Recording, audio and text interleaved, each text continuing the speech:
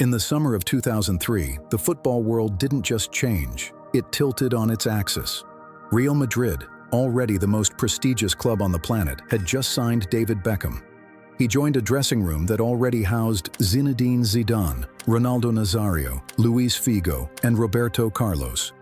This wasn't a football team, it was a collection of gods. The Galacticos era was supposed to be the dawn of an unstoppable empire, a period where the beautiful game would be perfected by the most talented feet to ever touch a ball. The president, Florentino Perez, had a simple philosophy: Zidane's y pavones. Sign the best players in the world, fill the gaps with local academy graduates, and dominate forever. But while the world watched in awe, the foundation was already cracking. Within 3 years, this billion-dollar dream would lie in ruins. No trophies, a fractured locker room, and a legacy that serves as the ultimate cautionary tale in sports history.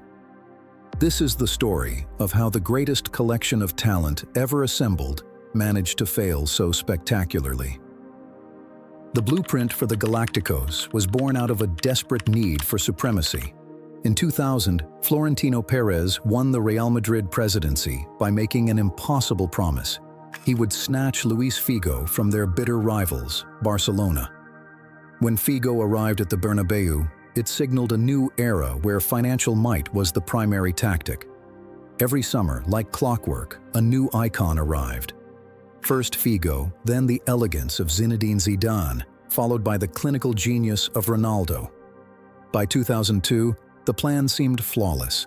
Real Madrid captured their 9th Champions League title with Zidane's immortal volley in Glasgow. On paper, the club had achieved a perfect equilibrium. They possessed the most marketable faces in the world and the trophies to match. The brand was expanding into Asia and America, and the revenue was record-breaking. For a brief moment, it appeared that Perez had solved football, that you could simply buy greatness and it would sustain itself. However, the Zidane's y pavones policy was fundamentally lopsided.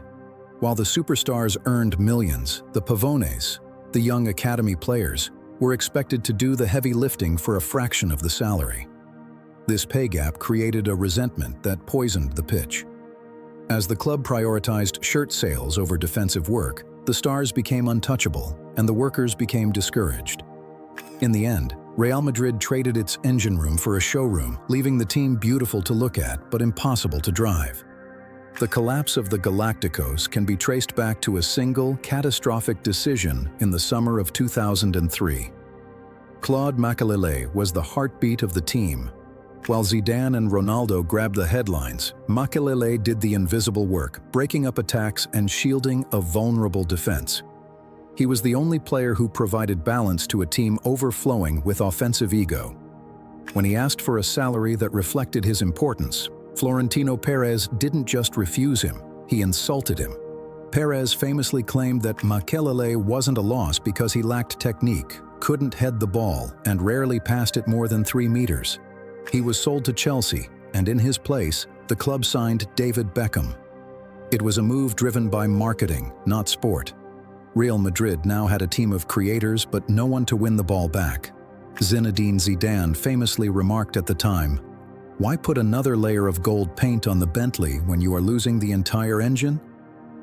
The departure of Makelele was followed by the sacking of manager Vicente Del Bosque, the only man who knew how to manage the massive egos in the dressing room.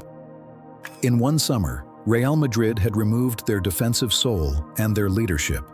The Bentley was now shiny and beautiful, but it was headed straight for a cliff. The balance was gone, and the era of pure celebrity football had officially begun to cannibalize the sport itself. The cracks moved from the boardroom to the pitch almost immediately. Without a defensive anchor, the team became tactically broken. Real Madrid's matches turned into chaotic shootouts. They would score 3 goals through individual brilliance, only to concede 4 because the midfield offered no protection to the aging backline. The superstars were forced to play out of position. Beckham was often dropped into a central defensive role he wasn't built for, while Zidane was forced to track back further than ever before. The physical toll was immense. Because the pavones, the academy players, weren't yet ready for the highest level, The core group of superstars had to play every single minute of every competition. There was no rotation. By March of 2004, the exhaustion was visible.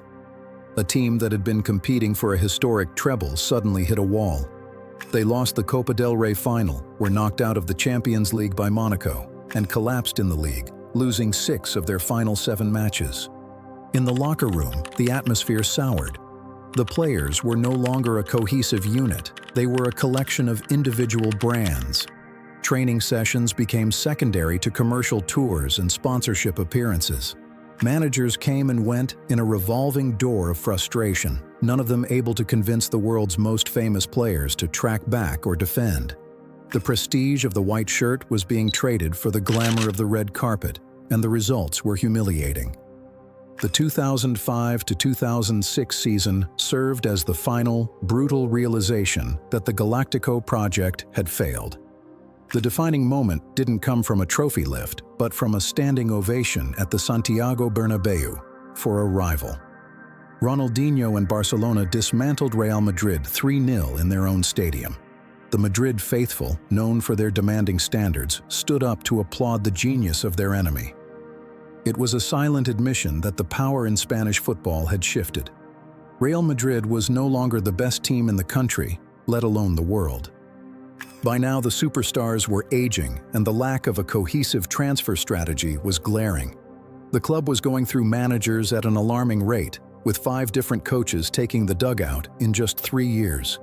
Each one tried to impose discipline, and each one was eventually tuned out by a locker room that felt more powerful than the manager. The Zidane Pavones experiment had resulted in a massive gap in quality. The squad was top-heavy, exhausted, and devoid of the fighting spirit that defines great legacies. In early 2006, the architect himself, Florentino Perez, resigned. He admitted that he had spoiled the players and that the club had lost its way. Shortly after, Zinedine Zidane announced his retirement from club football. The most expensive and glamorous experiment in the history of the sport ended not with a bang, but with a whimper.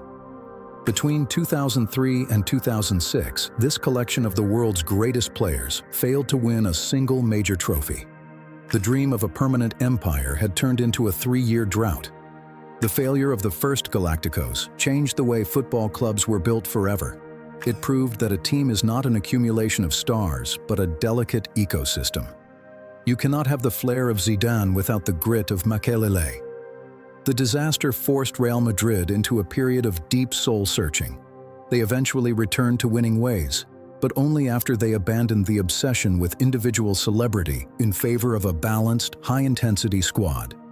Today, the term Galactico is still used, but the lessons of 2004 are etched into the walls of the Bernabéu. The image of Beckham, Zidane, and Ronaldo standing together remains one of the most iconic sights in sports history, but it serves as a reminder of what happens when a club forgets that football is won on the grass, not on a balance sheet. It was a beautiful, glittering failure that redefined the sport's commercial limits while exposing its competitive soul. Thank you for watching this deep dive into football's most ambitious era.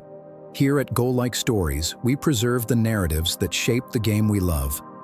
If you value the history and the legends of the pitch, join us for our next journey into the archives. This is Goalline Stories, where the greatest legacies are told.